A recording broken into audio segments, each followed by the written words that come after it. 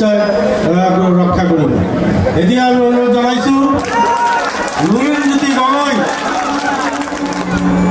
ডিব্ৰুগড়ৰ প্ৰাৰ্থী।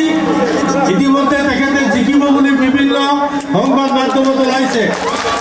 তেখেতক বক্তব্য ৰাখিবলৈ অনুৰোধ জনাইছো। আপোনালোকৰ জনপ্ৰিয় বিধায়ক ৱাজেদ আলী চৌধুৰী ডাঙৰীয়া, আমাৰ সকলোৰে মৰমৰ প্ৰাৰ্থী ৰকিবুল হুছেইন ডাঙৰীয়া, কংগ্ৰেছ দলৰ আমাৰ অসম ৰাজ্যৰ সভাপতি ভূপেন কুমাৰ বৰা ডাঙৰীয়া, আপোনালোকৰ অতি মৰমৰ বিধায়ক তথা আমাৰ জননেতা অখিল গগৈ ডাঙৰীয়া,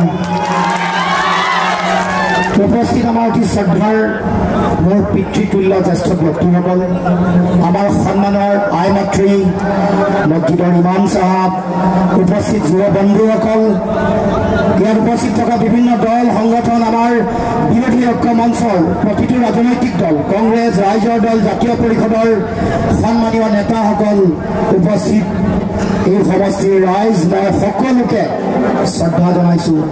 সকলোৰে মই প্ৰতি সেৱা নিবেদন কৰিছোঁ, আশীৰ্বাদ বিচাৰিছোঁ, দুৱা কামনা কৰিছোঁ অসমৰ কাৰণে, অসমীয়া মানুহৰ কাৰণে, যাতে সদায় যুঁজিব পাৰোঁ।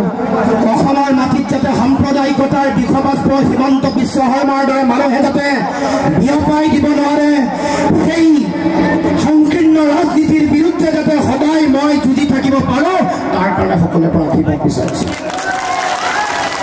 ৰাইজ, এইবাৰ নিৰ্বাচন কেৱল মাত্ৰ এগৰাকী প্ৰাৰ্থী ইয়াৰ পৰা দিল্লীলৈ পঠিওৱাৰ নিৰ্বাচন নহয়।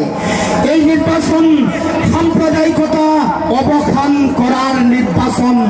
অসমৰ মাটিত সাম্প্ৰদায়িকতা নাইকিয়া কৰি সমন্বয়, মানুহৰ মাজত একতা, মানুহৰ মাজত ভাতৃত্ববোধ, মানুহৰ মাজত মানৱতাৰ পানী পিলোৱাৰ নিৰ্বাচন আৰু দেশৰ সংবিধান ধৰ্মনিৰপেক্ষ চৰিত্ৰ ৰক্ষা কৰাৰ নিৰ্বাচন।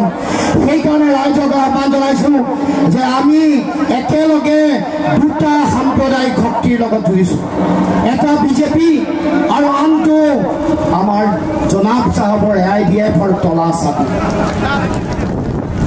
গতিকে আমি এইবাৰ ৰাইজৰ দুটা গধুৰ দায়িত্ব, আগতে এটা দায়িত্ব থাকে, যি অন্যায় কৰিছে তেওঁলোকক এশিকনি দিয়া, তেওঁলোকক শিক্ষা দিয়া। এইবাৰ নহয়, এইবাৰ ৰাইজে দুটা দায়িত্ব, গধুৰ দায়িত্ব পালন কৰিব লাগিব। দুটা শক্তিক একেলগে উৎখাত কৰিব লাগিব, এটা বিজেপি, আনটো AIDF আৰু জোনাব। আৰু মনত ৰাখিব, জোনাবক বিদায় দিয়া মানে অসমৰ পৰা বিজেপিকো বিদায় দিয়া, বিজেপিকো বিদায় দিয়া। কাৰণ তলা চাবিত ভোট দিয়া মানে ডাইৰেক্ট পদুমত ভোট পৰিব, কাৰণ ৰাতি তেওঁলোকৰ গলাগলি হয়। জোনাব আৰু হিমন্ত বিশ্ব শৰ্মাৰ নিশা গলাগলি হয় তেওঁলোকৰ। আমাৰ অখিল গগৈজনে ভালকে জানে। গতিকে ৰাইজ, এই যে আপোনালোকক অতদিনে ঠগি আছে, মুছলমান মানুহৰ নামত ৰাজনীতি কৰা বুলি পানী জৰা ফুকা কৰি আপোনালোকক দিয়ে আৰু খেজুৰ দিয়ে, দুটাই দিয়ে, বাকী একো দিয়া নাই। ৰাস্তা ঘাট দিয়া নাই, লাইট দিয়া নাই, পৰিষ্কাৰ খোৱা পানী দিয়া নাই, ল'ৰা ছোৱালীক চাকৰি বাকৰি দিয়া নাই, মূল্য বৃদ্ধি নিয়ন্ত্ৰণ কৰি দিয়া নাই, মাটিৰ খাজানা কমাই দিয়া নাই। সকলো ফালৰ পৰা আমাৰ গাঁৱৰ ৰাইজক, চৰৰ ৰাইজক, বাগানৰ ৰাইজক সদায় অন্যায় কৰি আহিছে আৰু আমাৰ দুখীয়া ঘাটি খোৱা মেহনতি জনতাৰ তেজ শুহি খাই খাই চৰকাৰ চলাই আছে। গতিকে ৰাইজ, বিজেপি আৰু হিমন্ত বিশ্ব শৰ্মাক অসমৰ পৰা পুলিয়ে টুকাই উৎখাত কৰিব লাগে নে নালাগে? আৰু যদি লাগে তেতিয়াহ'লে 7 তাৰিখে সকলোৱে শপত লওক, সকলোৱে অংগীকাৰ কৰক যে মোৰ অসমৰ মাটিৰ পৰা, ধুবুৰীৰ পৰা সাম্প্ৰদায়িক শক্তিক পুলিয়ে টুকাই উৎখাত কৰি ব্ৰহ্মপুত্ৰত দলিয়াই পেলাম, ব্ৰহ্মপুত্ৰত দলিয়াই পেলাম। গতিকে এইবাৰৰ এই নিৰ্বাচন ভোট হ'ব। কাৰ বিৰুদ্ধে আপোনালোকে যুঁজিছিল, আমি যুঁজিছিলোঁ। আৰু আপোনালোকে জানে যে যিদিনাখন কাৰ বিৰুদ্ধে কৰি লোকসভাৰ পৰা পলাই দিলে, দেখুৱাব খুজিছে যে মই ইফালেও নাই সিফালেও নাই। এই যিটো 2 নম্বৰী কথা, এই 2 নম্বৰী কথা না আপোনালোকে সহ্য কৰিব পাৰে না মই সহ্য কৰিব পাৰোঁ। কোনেও সহ্য কৰিব নোৱাৰে আৰু সহ্য কৰাটো উচিত নহয়।